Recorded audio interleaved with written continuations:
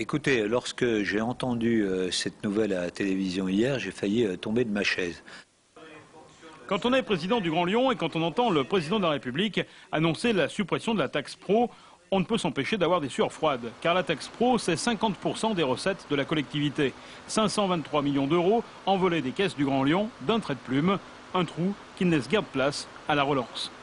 Je sais qu'on était allé voir avec l'Association des communautés urbaines de France, Nicolas Sarkozy, quand il était ministre de l'Intérieur, et qui nous avait dit, bon d'accord, la taxe professionnelle, si on la supprime, faut réfléchir à ce moment-là à un impôt sur les plus-values des entreprises. Alors si il a la recette aujourd'hui pour créer cet impôt sur les plus-values, alors faut qu'il l'annonce en même temps.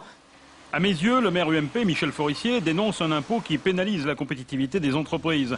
Il se félicite de sa disparition, même si c'est un manque à gagner de 6,7 millions d'euros pour sa commune.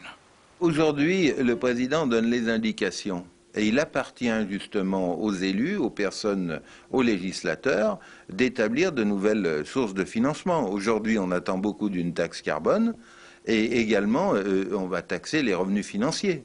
Je crois que ça, c'est évident. Et puis, il faut une juste répartition. Il faut se reposer les questions, mais s'il appartient, c'est un projet qu'il faut bâtir en s'appuyant sur les parlementaires, en s'appuyant sur les élus locaux. Alors le président de la République a-t-il parlé un peu trop tôt? Réponse dans les prochains jours. D'ailleurs, jeudi prochain, Gérard Larcher sera à Lyon justement pour débattre de la réforme des collectivités locales, avec peut-être une idée précise pour gagner des millions.